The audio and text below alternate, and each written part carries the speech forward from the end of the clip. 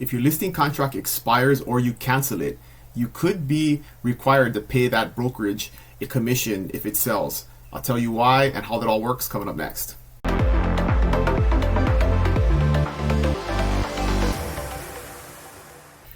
What's going on, friends? We talk a lot about the purchase contract in Hawaii real estate, but we rarely talk about the listing contract. And so an issue came up the other day and I had to explain it, and I thought it's a good video topic to put out there so there is some awareness, because this is probably the most misunderstood or overlooked part of a listing contract. So obviously when you go to list your home, you will enter into a listing contract with the brokerage that you choose, and the paragraph I want to focus in on today is A8, the protection period. And the reason this is important is because you can potentially owe your brokerage or the broker that had your property listed a commission, even if they don't sell it during the listing contract time period, or if you cancel it prior to it ending, you could owe your brokerage a commission. And the way this works is there's a protection period built into these contracts, and the reason for these protection periods is that brokerage is going to spend time, effort, and energy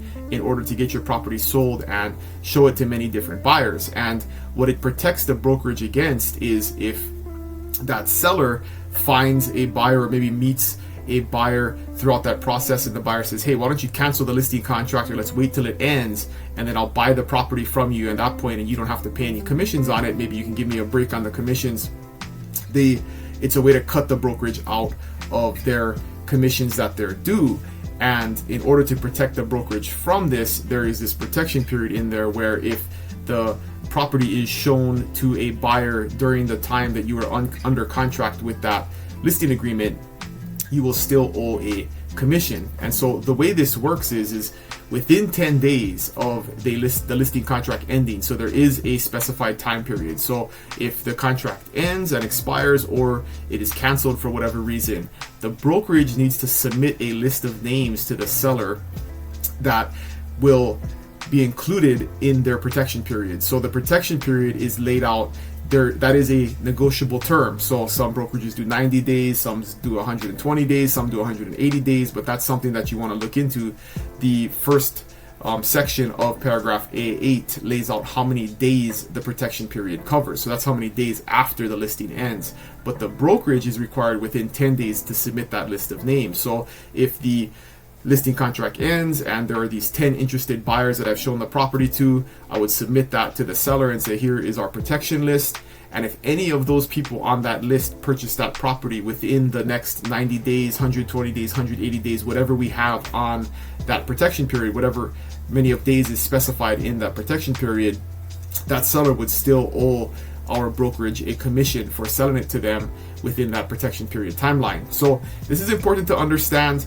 It's very rare. I tell sellers, I know you would never do this to us, but it obviously has happened in the past, or it's something that has been tried, or it wouldn't be part of the listing contract. But it's something as a seller to understand is if you go and sell the property to somebody who is on the protection list that was submitted to you within 10 days, you will still owe that listing brokerage, that previous listing brokerage, a commission. So make sure you understand that, have that discussion, negotiate that time frame with your listing brokerage, because if they put on their 400 days, you're tied into that protection list for 400 days. So that is a negotiable term. A lot of times you just focus on the commission and the length of the listing contract. You don't focus in on the protection period time frame. So it's an important thing to understand, look at, and then know what the implications are if it is enforced, or if that list is submitted to you now that that term is in effect. So if you have any questions, you can always email me at dylan@buybigala.com or book a link in the link below.